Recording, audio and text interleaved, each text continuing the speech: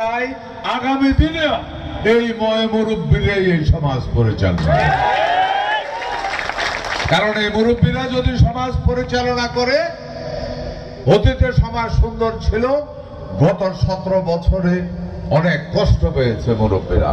তারা সমাজ পরিচালনা করা তো দূরের কথা, ইজ্জত নিয়ে বেঁচে থাকাটা পর্যন্ত কঠিন ছিল, যার কারণে এই আন্দোলন হয়েছে। জুন জুলাইয়ের আন্দোলন, জুলাই আগস্টের আন্দোলন। নিশ্চয়ই আমরা চাই না আবারও আন্দোলন হোক, মানুষের মধ্যে আবারও অশান্তি নেমে আসুক। তাই গত সরকারের আমলে আমরা কি দেখছি, যে ফোলার দাড়ি কাটা ভাঙছে কিনা, যার মার বিয়া না দাদার বিয়া পর্যন্ত যে সমস্ত মুরব্বীরা দেখছে, ওই সমস্ত মুরব্বীরা পর্যন্ত ওই সমস্ত ছেলেবেলের সামনে ইজ্জত বাঁচত না দেখা বাজারেও আসতো না। এই ছিল পরিস্থিতি।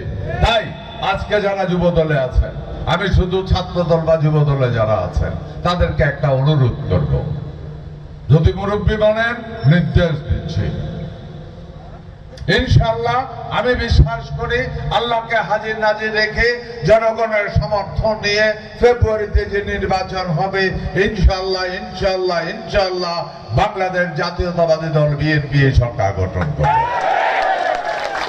কিন্তু আমি একটা জিনিস চাই, এই ইউনিয়নের যুব সমাজের কাছে, বহু বছর আগে থেকে যেইভাবে মুরব্বীরা গ্রাম সরকার গ্রামকে পরিচালনা করেছিল, আজ এখন থেকে আগামী দিনগুলিতে তারাই সমাজ পরিচালনা করবে।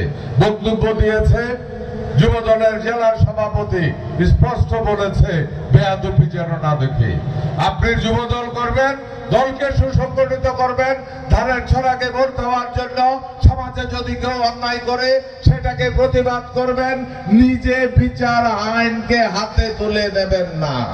যদি কোনো কেউ অন্যায় করে, প্রত্যেকটা গ্রামে আছে, মাতবার আছে, সর্দার আছে, মুরব্বী আছে, তাদের কাছে গিয়ে বিচার দেন যে মুরব্বী এই গ্রামে এই প্রবলেমটা আছে, আপনারা কাইন্ডলি যদি একটু সমাধান করে দিতেন। কেউ নিজের হাতে যুব সমাজ বিচার তুলে নেবে না।